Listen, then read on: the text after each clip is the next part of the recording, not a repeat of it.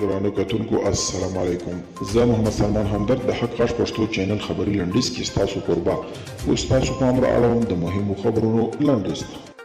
ارګوایي د جمهور رئیس محمد اشرف غني په مشرۍ د ملي تدارکاتو کمیسیون په غونډه کې د کونړ نورستان سړک د پاتې برخو د جوړولو او د پکتیا ولایت د جانخیل ولسوالۍ اړوند د سړک جوړولو پروژې د کندهار ولایت میرویس نیکه 600 بستریز روغتون لپاره د روغتیايي وسایلو تدارک تر بحث وروسته منظور شول.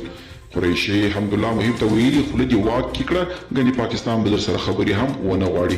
د افغانستان د بشري حقوقو خپلواک کمیسیون یو ځل بیا پر ښکیل لور غږ کړی چې جګړه پای ته ورسوي او د سولې لاره خپله کړي. کمیسیون ټینګار کوي چې د افغانانو ارمانونه یوازې په سوله کې پوره کېدلی شي او په مذاکراتو کې پرمختګ روان وحشتناک وضعیت پای ته رسولی شي.